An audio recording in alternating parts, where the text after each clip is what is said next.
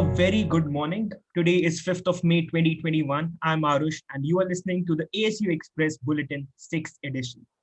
Here's Trisha presenting some COVID-19 updates to start off with the proceedings. Over to you, Trisha. Moving on to COVID-19 updates in the country.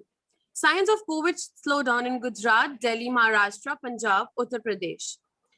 Some states and union territories such as Maharashtra, Punjab, Delhi, Uttar Pradesh, Telangana, Madhya Pradesh, and Uttarakhand are showing early signs of decrease in daily new cases of COVID-19, offering cautious hope of some respite from a deadly second wave that has held the country in a vice-like grip since March. Health Ministry data show that after crossing 4 lakh cases on April 30, the number of daily new cases dropped marginally to 3,92,488 and 3,68,147 on May 1st and 2nd, respectively. The 7-day moving average growth rate in active cases is now 2.9%. While Maharashtra are consistently accounted for the highest caseload, 12 districts in the state have also shown signs of decline in the last 15 days. The government, however, maintained that these were very early signs and continuous containment measures by states were required to sustain the gains. It is important to have continued efforts of containment at district and state level so that we can preserve three gains, reduce cases further, said Love Agarwal, Joint Secretary in the Union Health Ministry. Bihar, Andhra Pradesh, Karnataka, and Kerala are still reporting an increase in daily new cases and require stringent measures to break the transmission chain. Agarwal also against the significantly large number of fatalities and said there are some causes of concern. Thank you. Moving on to Akansha. Thank you, Trisha. Now, Delhi High Court pulls up hospital from holding oxygen tankers at ransom, even as Delhi High Court continues hearing a slow motor. I think Akansha is facing some network issue, so I'll take over. Full lockdown only way now. Government doesn't get it. Rahul Gandhi. Congress leader Rahul Gandhi yesterday hinted that step taken by the central government till now will not be able to tackle the COVID-19 pandemic ravaging India.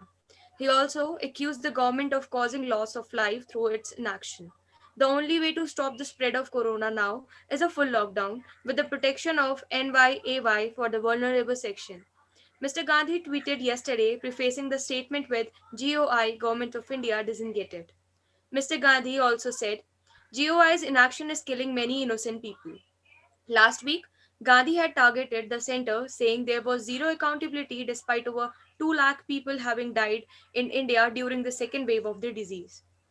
The BJP was quick to hit back at Mr. Gandhi for his tweet yesterday, accusing him of playing cheap politics over the pandemic. Now, moving on to Ritika for more updates. Thank you, Mansi, for your report. COVID-19 deaths in UP.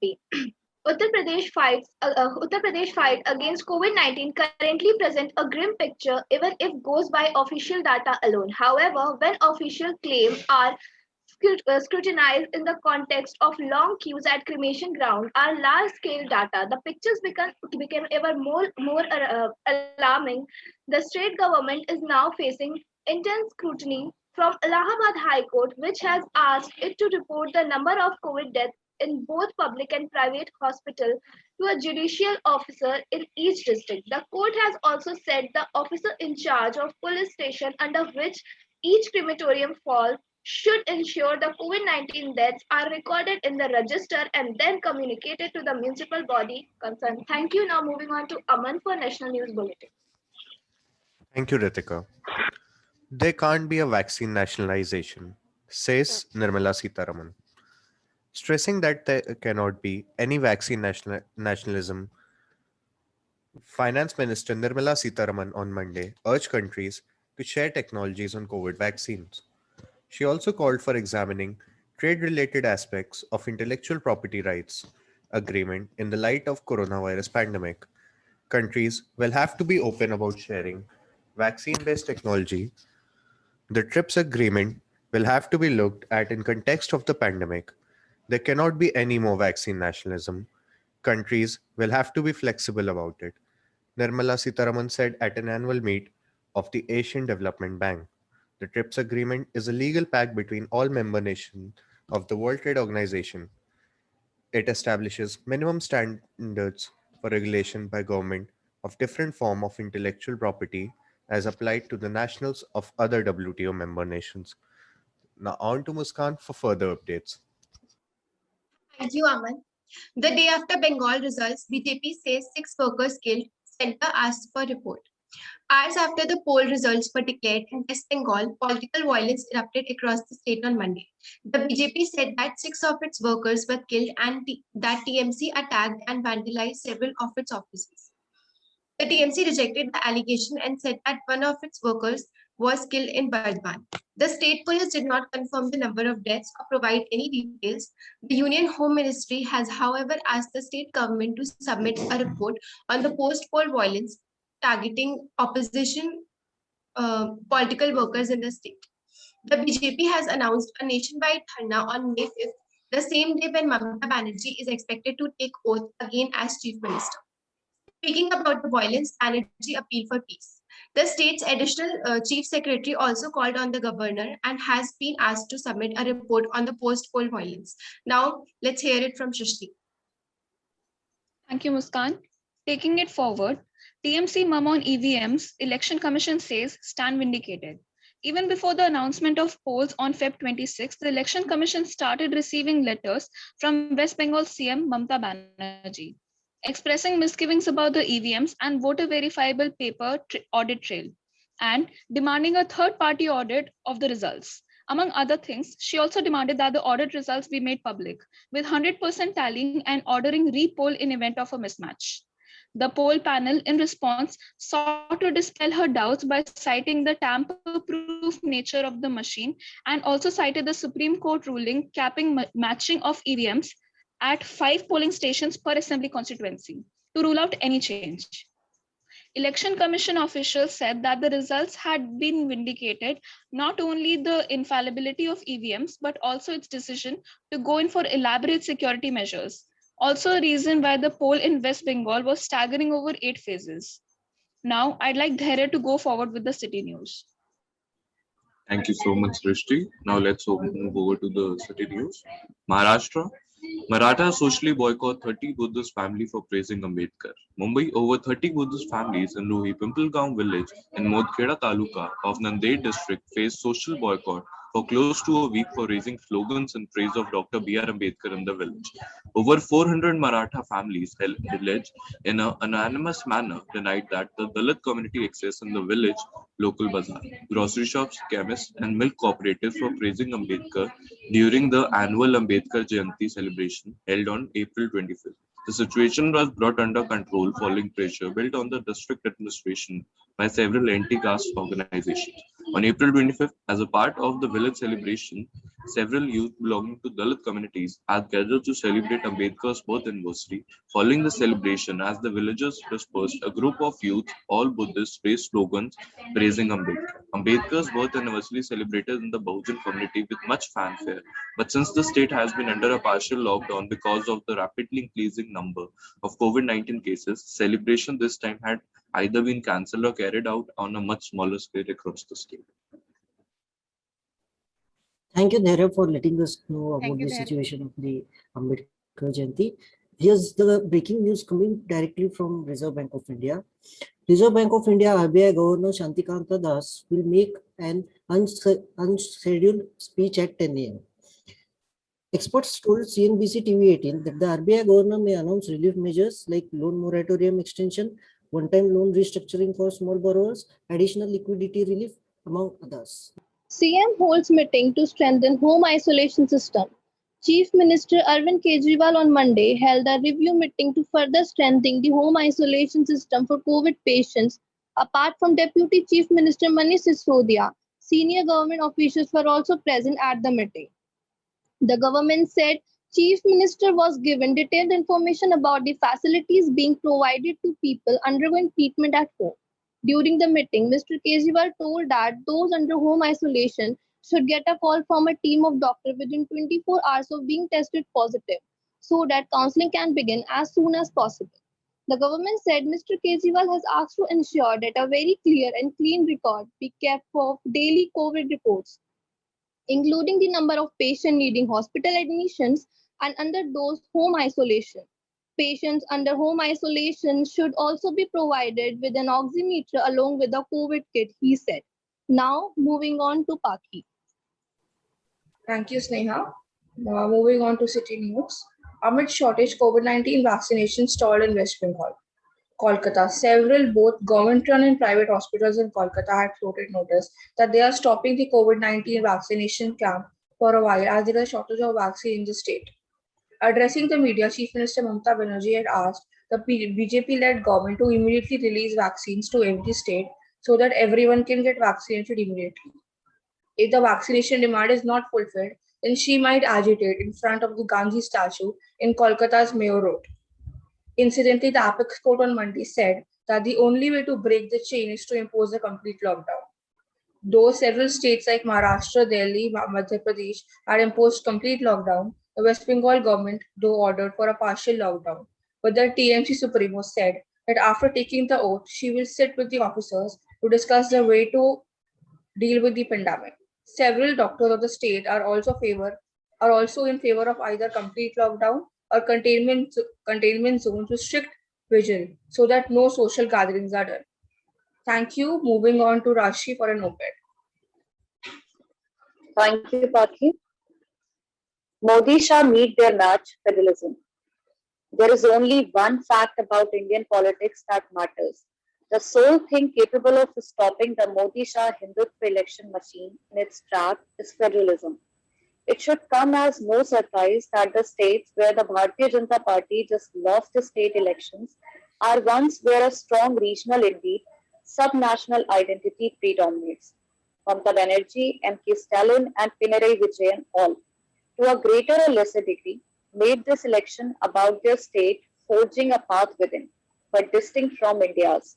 They have shown us the answer to the question that is the last resort of Modi fat face with facts about the union government's poor performance. So what is the alternative?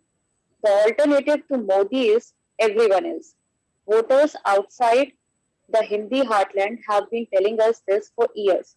But Delhi's intellectuals and media, blinded by their parochial obsession with heartland politics, have spent decades condemning messy federal front politics. Yet, every assembly election makes it ever clearer that it is only an alliance of strong state-level leaders that can hope to combat and control the centralizing, domineering force that is the Modi-era BJP. Now move towards the Avni for the international news. G7 moves a message to China that West ain't over just yet. Britain, a group of 7 rich democracies on Tuesday discussed ways to counter challenges from China and Russia without trying to contain Beijing or escalate tension with the Kremlin, 2 of its top diplomats said. Founded in 1975 as a forum for the West's richest nations to discuss crises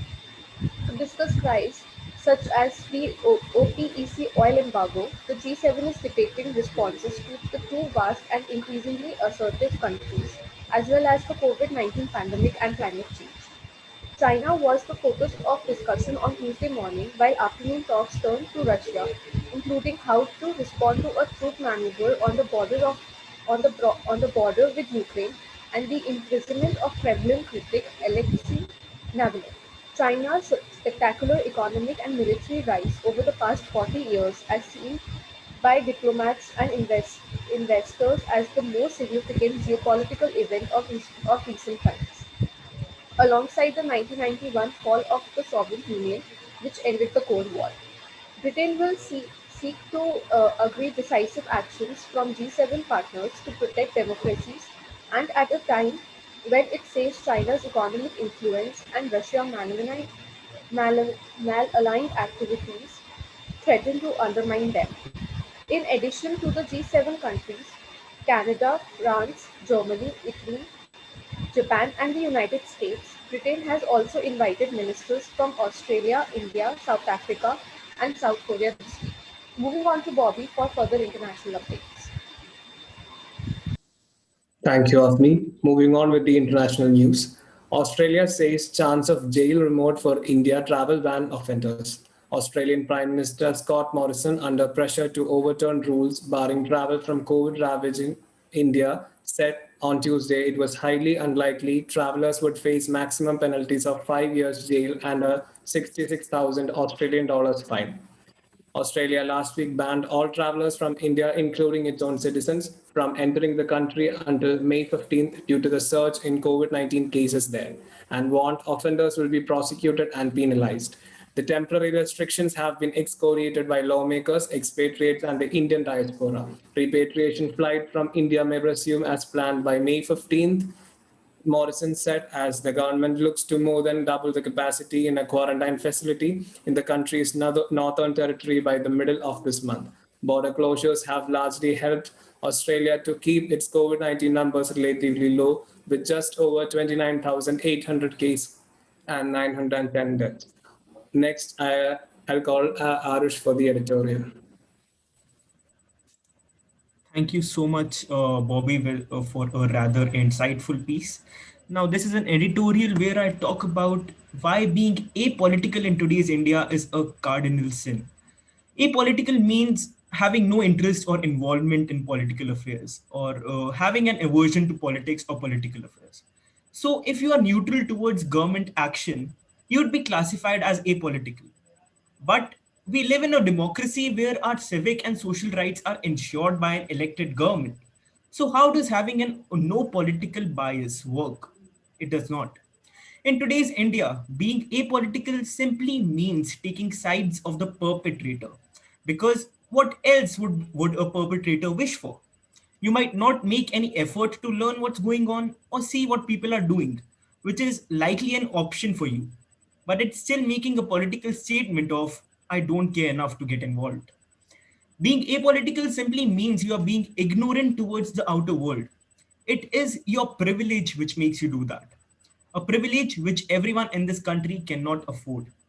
It does nothing but makes you the face of all the stereotypes and caste bias this country still possesses. Make no mistake, your apolitical behavior is indeed a major contributor to one of the worst crises our nation faces today. Because you were the one who simply gave up the right to ask or criticize those in power and in the process, stood by them. Now, with that, I'll move on to the cartoon of the day with Aman.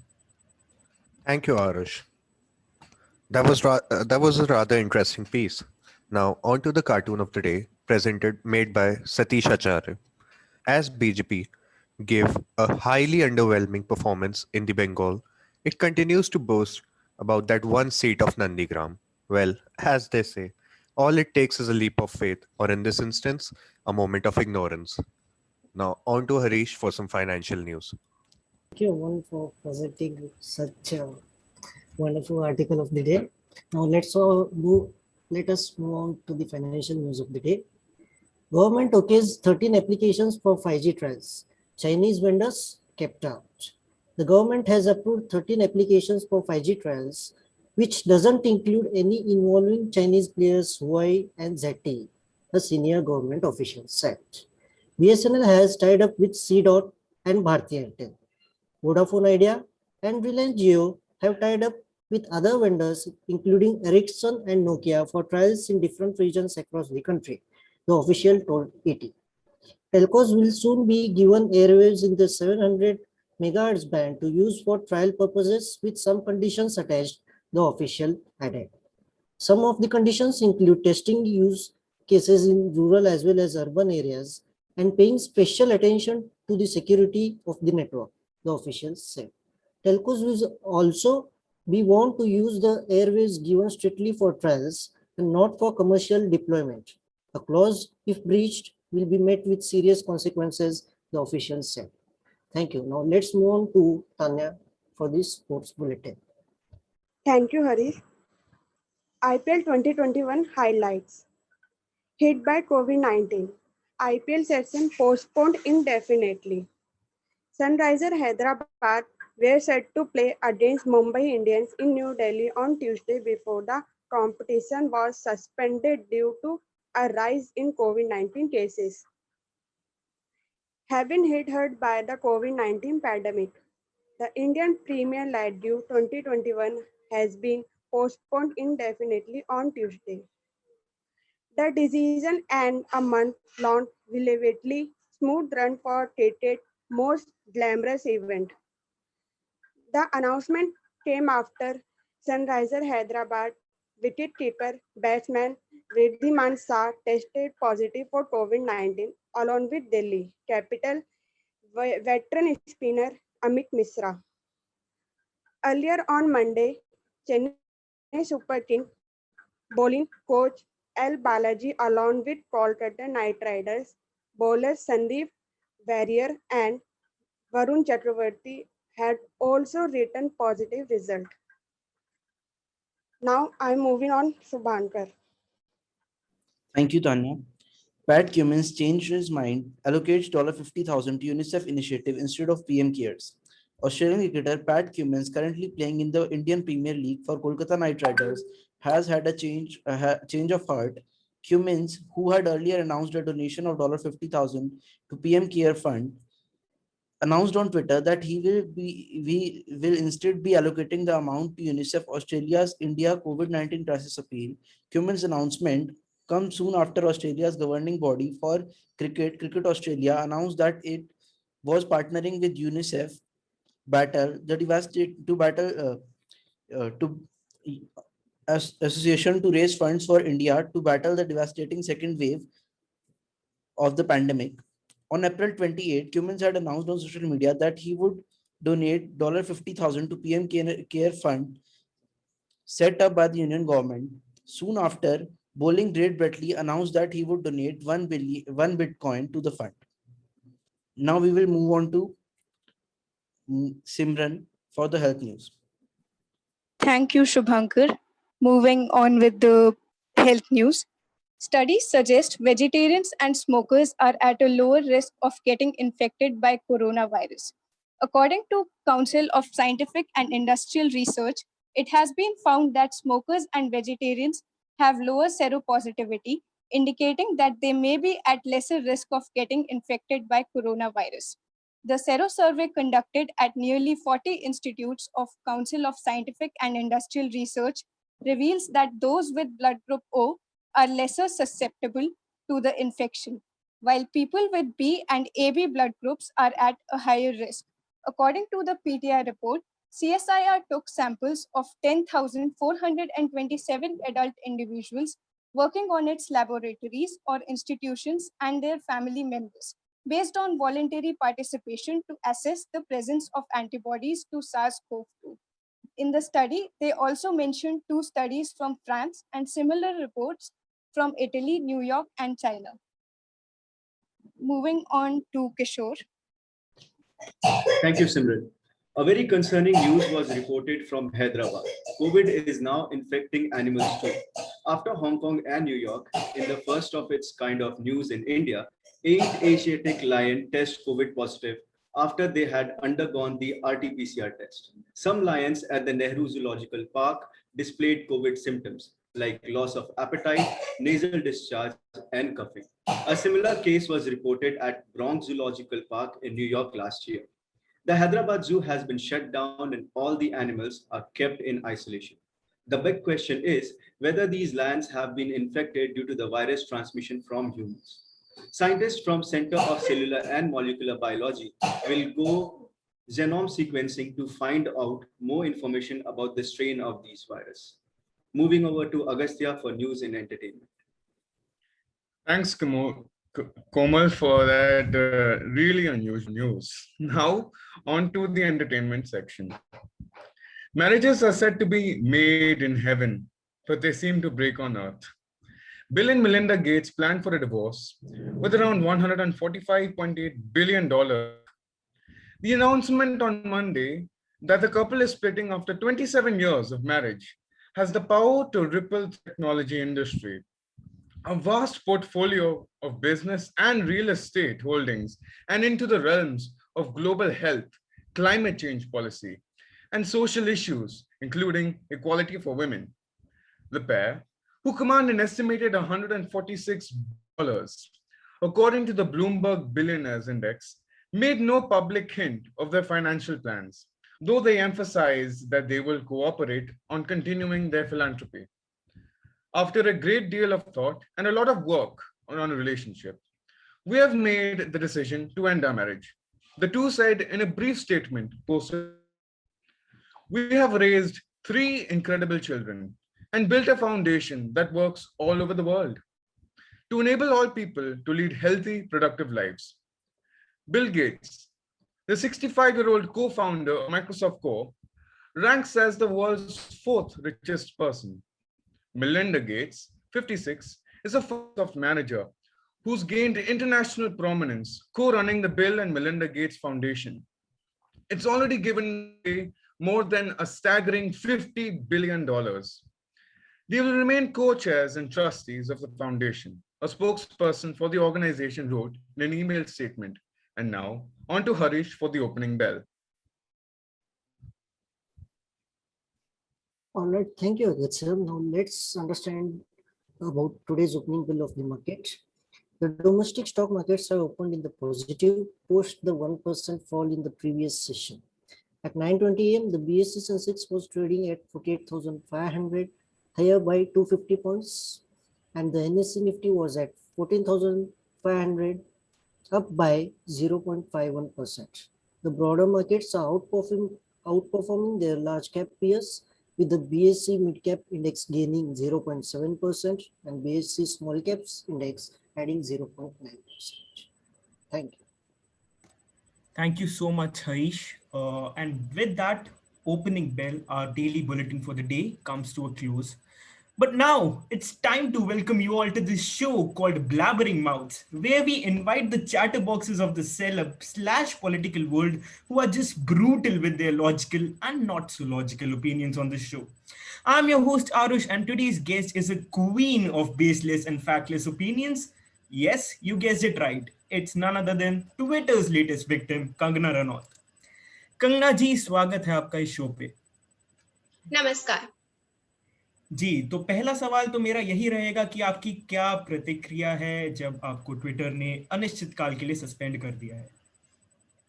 देखिए, पहली बात तो मुझे अभी तक ये समझ में नहीं आ पाया है कि ट्विटर ने मुझे क्यों सस्पेंड किया है, मेरी गलती क्या है, क्योंकि ट्विटर एक ऐसा प्लेटफॉर्म है जहां पर आप अपने विचारों को रख सकते हैं और मैंने वही किया है। पर हाँ, मैं अपनी स्टेटमेंट्स पर अभी भी टिकी हूँ। मुझे नहीं लगता कि मैंने कोई गलती करी है। मुझे लगता है कि वहां पे अभी भी प्रेसिडेंशियल रूल आना चाहिए, क्योंकि मुझे गर्व है हमारे लीडर पर। और जिन लोगों को ऐसा लगता है मैं अभी भी जर के बैठ जाऊंगी, ऐसा बिल्कुल भी नहीं है। और भी बहुत सारे प्लेटफॉर्म्स हैं जहां पर मैं अपनी बातों को रख सकती हूँ। तीसरी बात, जो ये नेगेटिविटी फैलाई जा रही है यहाँ पे मोदी जी के खिलाफ, ये बिल्कुल ना करें, क्योंकि वो एक बहुत अच्छे लीडर है। और ट्विटर ने मुझे सस्पेंड करके मेरे ही पॉइंट को प्रूव करने की कोशिश करी, क्योंकि जब तक 4 गोरे आपको आकर बताएंगे नहीं कि ना कैसे उठना बैठना खाना पीना है, हमें तो पता ही नहीं है। हमें नहीं पता कि डेमोक्रेसी क्या होती है। हमारे अंदर तो अक्ल ही नहीं है। तो और एक चैनल है, ये कौन बनता है? जो बुद्धिजीवी है ये।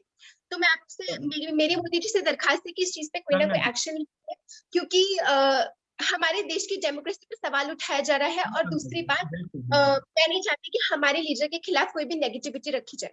जी बिल्कुल कंगना जी, मैं आपकी भावनाओं को बिल्कुल समझ पा रहा हूँ। पर मेरा दूसरा सवाल यहाँ पर ये है कि 2 नामचीन डिजाइनर्स आए हैं और उन्होंने बोला है कि हम प्रण लेते हैं कि कंगना जी के साथ कभी काम नहीं करेंगे आज के बाद। इस पे आप कुछ प्रतिक्रिया देना चाहेंगी अपनी? देखिए, पहली बात तो मुझे इस चीज से कोई फर्क नहीं पड़ता कि कौन मेरे साथ काम करना चाहता है और कौन नहीं। मुझे पता है कि मैं कैसी हूँ। और दूसरी बात मेरे बिल्कुल समझ में आ गई है, करण जौहर की साजिश है, क्योंकि उनका काम है इधर से उधर चुगली करना, इधर से उधर एक दूसरे के खिलाफ भड़काना। तो मुझे इस चीज से कोई फर्क नहीं पड़ता कौन मेरे साथ काम करना चाहता है या नहीं, क्योंकि मुझे पता है कि मैं अंदर से कैसी हूँ। जी बिल्कुल बिल्कुल। मेरा आखिरी सवाल आज के लिए आपसे बस ये है कि आप देख रही होंगी कि लोग ट्विटर पे आ रहे हैं, इंस्टाग्राम पे आ रहे हैं, ऑक्सीजन मांग रहे हैं, ऑक्सीजन के लिए स्टोरीज डाल रहे हैं, ट्वीट्स डाल रहे हैं।